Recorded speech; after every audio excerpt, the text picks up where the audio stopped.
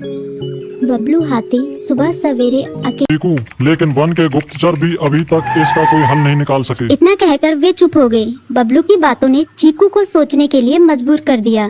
चीकू को उदास देखकर बबलू बोला, तुम अपना मन छोटा मत करो। मुझे अच्छा लगा कि तुमने मेरी परेशानी को समझा। कभी मैं भी इस वन के लिए गुप्तचर का काम करता था। एक बार मेरी टांग टूट जाने से मेरे अंदर फुर्ती नहीं रही, तब से मैंने यह काम छोड़ दिया।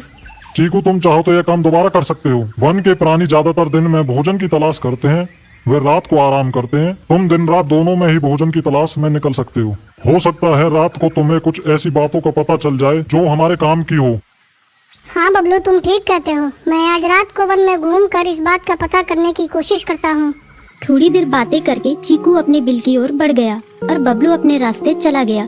चीकू के दिमाग में अभी तक बबलू की कई बातें घूम रही थी। उसे समझ नहीं आ रहा था वह बबलू की मदद कैसे करे।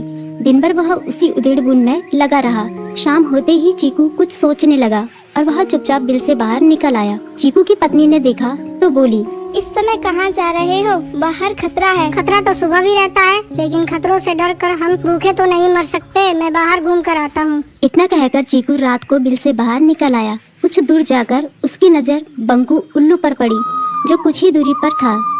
वह पेड़ की डाल पर बैठा अपनी गर्दन चारों तरफ घुमा रहा था। वह तेजी से पेड़ की एक डाल से दूसरी डाल पर उड़ रहा था। बंकू की नजर उस पर नहीं पड़ी थी। कुछ सोचकर चीकू पेड़ के पीछे से बाहर निकलकर थोड़ी खुली जगह पर आ गया और वहां से बंकू उल्लू को देखने लगा। बंकू ने चीकू को अंधेरे में भी देख लिया, पर उसने उसमें कोई उत्सुकता नहीं दिखाई और अपनी गर्दन चारों ओर घुमाता रहा। चीकू बड़ी देर तक बंकू की हरकतों पर नजर रखे रहा। वह थोड़ी देर तक खुले मैदान में खड़ा रहा, पर बंकू ने उसे देखकर भी अनदेखा कर दिया।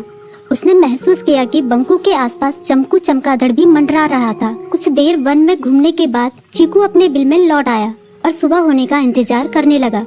अगली सुबह बबलू उसी रास्ते में जा रहा था। रास्ते में चीकू उसका इंतजार कर रहा था। आज बड़ी जल्दी आ गए बबलू। हाँ, आजकल मुझे चिंता की वजह से नींद नहीं आती। कोई नई खबर है क्या? यकीन से तो मैं नहीं कह सकता, पर मैं तुम्हें ऐसे प्राणी का नाम बता सकता हूँ जो शायद चोरों की मदद कर रहा है। कौन है वो? बंकू उल्लू। इतना कहकर चीकू ने रात की घटना उसे ज्यों की त्यों सुना दी। इसे सुनकर बबलू का माथा ठनका। बबलू की आंखें चौंधिया गई। तुम ठीक कह रहे हो, मुझे आज रात बंकू और चमकू पर नजर रखनी होगी। इतना कहकर वे दोनों अपने अपने रास्ते चले गए। बबलू रात को अपने साथियों के साथ बंकू पर नजर गड़ाए रहा। उसकी संदिग्ध गतिविधियों को देखकर बबलू ने उसे उसके साथियों चंकी और संकी लोमड़ के साथ पकड़ लिया। बबलू ने सख्ती से पूछताछ करनी शुरू कर दी। तुम इस समय बंकू चमकू के साथ क्या कर रहे हो? हम चारों दोस्त हैं, इसलिए साथ बैठकर बातें कर रहे हैं।